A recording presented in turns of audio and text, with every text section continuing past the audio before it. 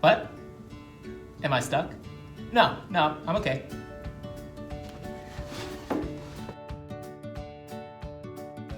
Hi, my name is David. My job is to develop projects that help kids grow as innovators, and I'm here today with your active challenge, Mini Obstacle Course. Your goal is to create an obstacle course in a tiny space and to be visionary by finding multiple ways to use any one object in the obstacle course. Your mini obstacle course is going to exist in a 6 by 6 foot square. If you don't have 6 feet, you can make it even smaller if you want. But the first step is to define that square using tape.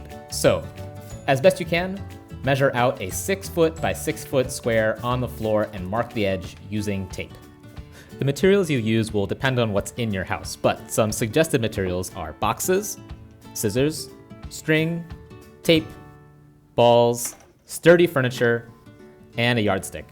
Also, ask your parents before using any furniture. Once you've collected some of the materials you want to use, clear your space so that you can have free rein to design in your mini obstacle course.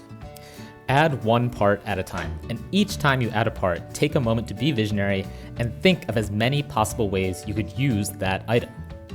The first part that I grabbed for my obstacle course was the stool. So first I tried sitting on it, then walking over it sideways, then climbing over it with no hands, then jumping over it, jumping on top of it, climbing through it, then flipping it upside down and walking across the beams, walking through each of the rungs, and then jumping over it long ways.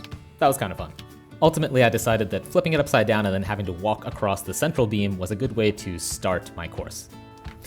Every piece of furniture is different, so take time to consider if the way you're using your furniture is safe.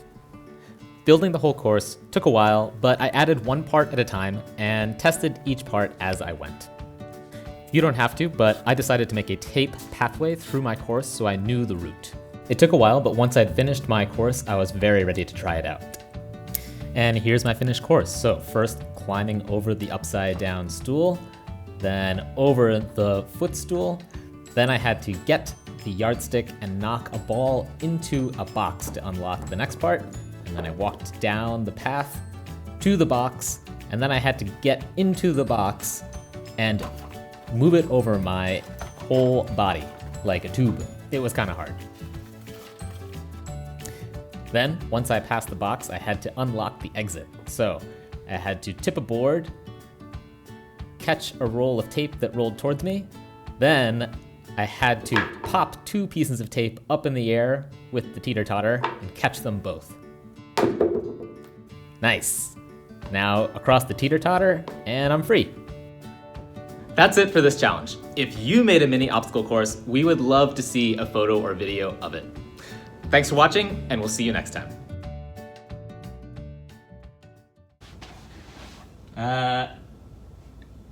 Yeah, I'm stuck. Can you give me a hand? Don't try this idea.